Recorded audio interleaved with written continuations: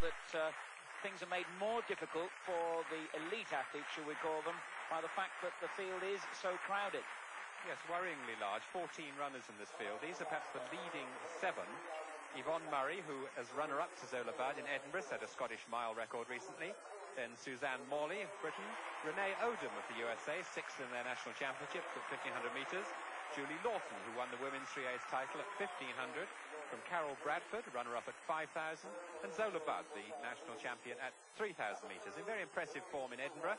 The personal best for this distance, 4 minutes, 23.14. That's her target. Also Ruth Smith. And then completing the lineup, Jill Clark, Susan Crean, Kayleen Coster of Australia, who's done a lot of pacemaking recently, Liz Lynch from Scotland, Gillian Settle from Norfolk, Elise Lyon of Millfield School, and Corinne de Beerts of Belgium. Certainly, though, Zola Budd must be favoured to win again in this field now. And Zola Budd again receives a very warm welcome from the Gateshead crowd. On her last appearance here in an international match, she said how much she enjoyed running on the track. It was her first ever visit to Gateshead. Everything's an adventure for Zola this time round.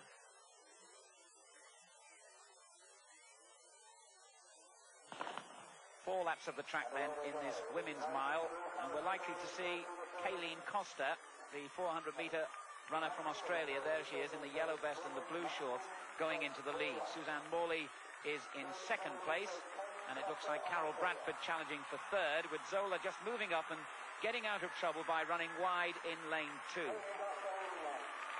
Coster, the Australian girl who set the pace for Mary Slaney in the IAC meeting last week. And a very fine piece of pace setting it was. Mary Slaney going on to finish the mile in 4 minutes 19.59 seconds, a new United Kingdom all-comers record. Coster in the lead then.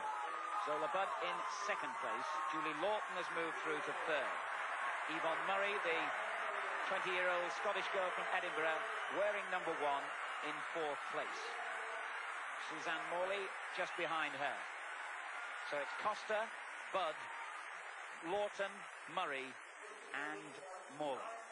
And the time for the first half, a quarter mile past, 63.98, inside the schedule needed for a British record. The only problem there, I suppose, is whether it's a little bit too fast. We saw with the running of Mary Slaney that it was a little unbalanced. She ran the first lap dead on schedule and then slumped in the second and then had to run very hard in the third and left herself too much to do on the fourth lap. This first lap has been just perhaps a little bit too quick. Certainly, if Coster can keep going beyond 800 metres, she'll be able to pull Zola around and keep whatever wind and breeze there is off her, because Zola's such a little creature that any kind of tug of wind can knock her off her stride. Still running barefoot, she just won't wear spikes, will she? No, Zola with her toes taped to protect her, but still declines the many offers she's had to wear running shoes. She wears them on the roads, of course, and sometimes on the cross-country, but prefers still to run barefoot on the track. Coster leads then, Zola Budd second, and those two now some 10 metres ahead of the girl in third place, Yvonne Murray. And the time at the halfway stage, 2 minutes 9.14, Zola now clear and looking good. That was a slightly slower second lap, 65 seconds. But if she can find a little bit of acceleration on the last lap, and of course also this lap, this is always a crucial one in mile racing, then she could get very close to Kirsty's record, or certainly inside her own personal best of 4:23. Kirsty McDermott's United Kingdom and Commonwealth record set in marvellous fashion in Oslo behind Mary Slaney in a race in which she really fought Slaney all the way to the line. 4 minutes 19.41. Zola Budd now in the position that she and Mary Slaney find themselves in so often, well out in front, some 20 metres up on Yvonne Murray in second place, and the others are already battling for the minor places with Suzanne Morley in third spot. But Zola Budd approaches the bell with that record very much in sight. Well, as you can see, she's absolutely bang on schedule. 3 minutes 15.96, a 66.8-second lap. But what she's got to prove now is that she can raise the tempo and accelerate and do a slightly faster 63 or 64-second last lap. And she certainly has raised the tempo. Zola Budd really tearing into that back straight A lot of skeptics have doubted how much Zola Budd would go on at senior level to emphasize the value of her performances as a junior, and if she can get close to this record, and she's going to be close certainly, then those skeptics will be proved wrong. Zola Budd looking hungry and lean again, and looking very, very good as she comes off the bend, all alone, some 50 to 60 meters up now, perhaps even more, on Yvonne Murray. And Zola Budd gets the encouragement she wants from this Gateshead crowd.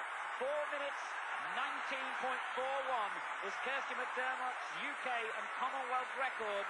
She's just outside it, but will be inside her personal best, 4:22.95, beating their personal best as Suzanne Morley comes in to overtake Yvonne Murray for second place, Murray third, and certainly Zola Budd found that having to lead on that final bend, despite the encouragement of the Gateshead crowd, and Kayleen Costa, the early pace setter, just offering her, well, it's hardly condolences when you set a personal best, but Zola, I'm sure, would have really liked to have just shaved a couple of seconds off that time and gone closer still to McDermott's record.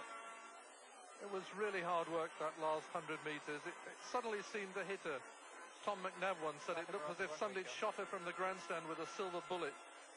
About 100 meters to go, and suddenly the legs dropped and the shoulders got very tight, and she actually hit the curb there, which shows just how fatigue was biting into her. And she just can't get up on her toes, of course. When you're running barefoot, you're very flat-footed. And she's right back on her heels, her hips are sinking, and she's just slowly disappearing into the ground. And so are the hopes of getting that record. But as a solo run on a fairly chilly evening in the north of England, I think that was really very, very good running indeed.